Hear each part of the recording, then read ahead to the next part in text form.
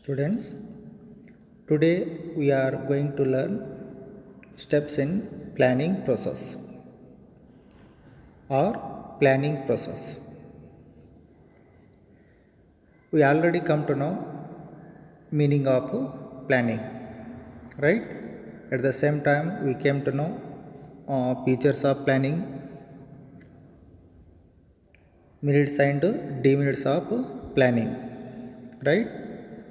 So, in this online class, we are going to study what are the steps include while preparing a plan. These are the steps which are setting objectives, developing premises, identifying alternatives, evaluating alternatives, selecting from alternatives, implementation, follow up action. These are what the steps which are included in planning process. That means while setting a plan, this plan includes these steps. These logical steps have to be followed by the organization, that is management, manager, to achieve the goals of the organization. Now we are going to study each step one by one. The first one, setting objectives.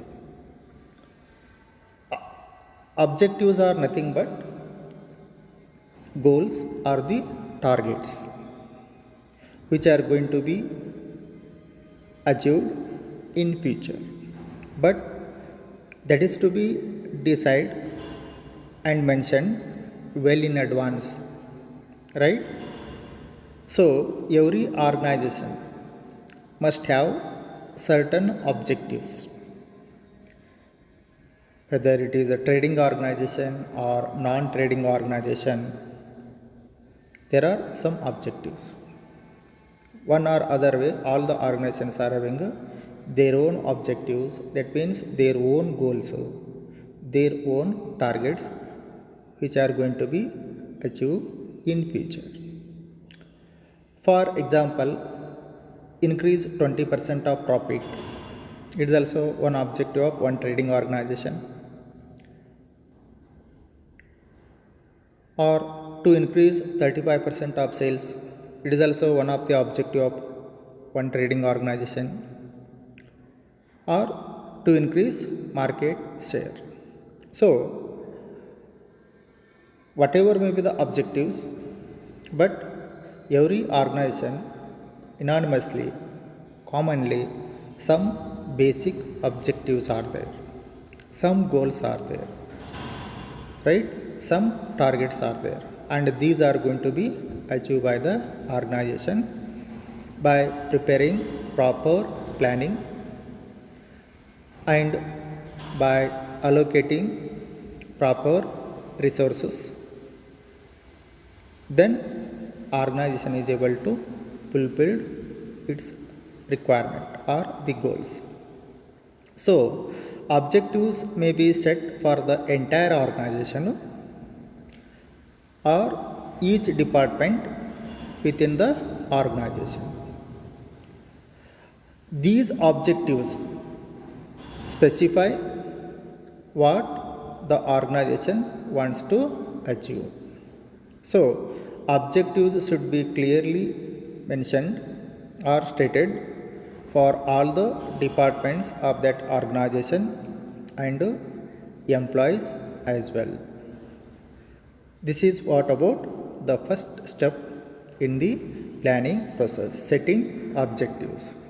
So about this we have given some explanation here, right? This is what I told you.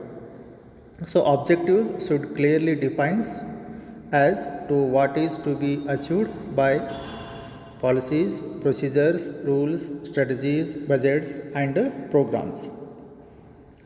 Plan must make sure that every activity undertaken contributes to the achievement of objectives.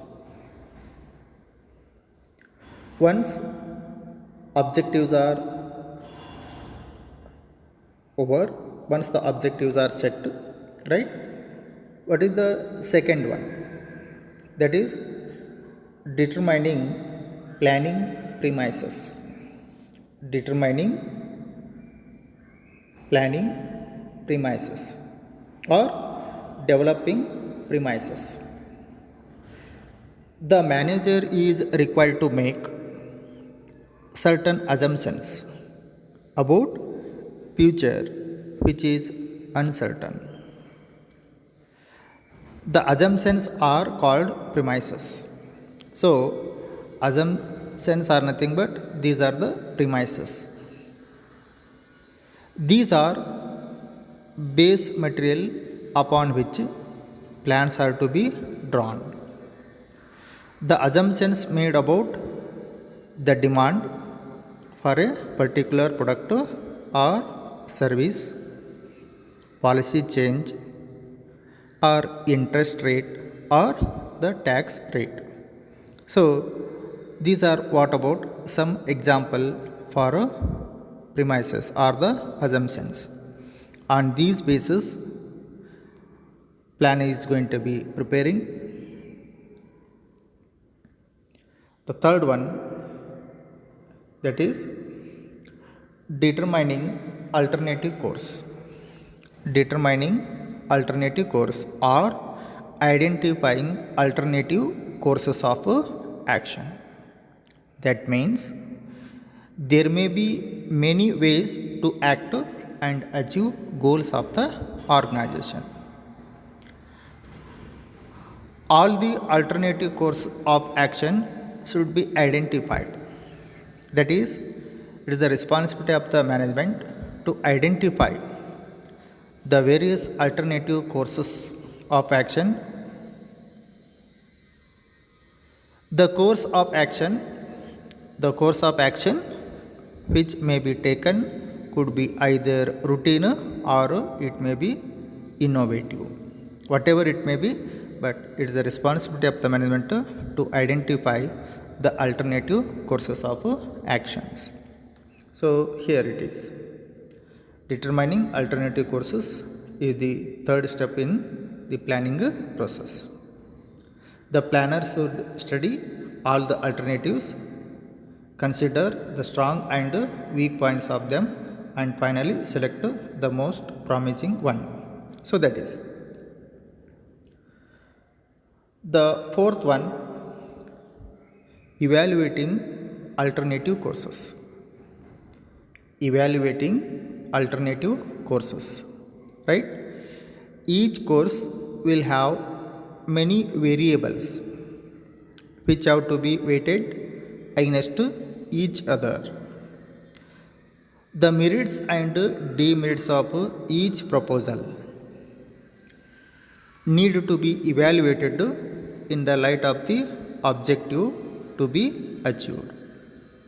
For example, in case of financial plans, cost and benefit, that is the investment and return on that investment, that is cost and benefit. That is, more risky the investment, the higher the returns it is likely to give. Fifth one, selecting the best course or selecting an alternative course of action. The best plan has to be adopted and implemented. The suitable, of course, could be the most feasible, profitable, and with least negative consequences. Such plan or such project should be considered. Sixth one, implementing the plan or formulating derivative plans. This is the step where the other managerial functions also come into the picture, that is organizing the resources, stopping, directing, and controlling. This step is concerned with putting the plan into action. For example, if there is a plan to increase production, then more raw material, required labor, and required machineries will be required for the organization, to the organization. The last one coming up, that is follow up action or implementation of the plans. To see whether plans are being implemented and activities are performed according to schedule is also part of the planning process. So this follow up action includes putting the plans into action so as to achieve the business activities. Implementation of plans require establishment of policies, procedures, certain standards, and budget. So follow action is nothing but whatever plans have been made, whatever rules and regulations have been made, all those are going to be implementing properly to make sure that organization is going to achieve its goals. So this is what about steps in planning or planning premises. Thank you.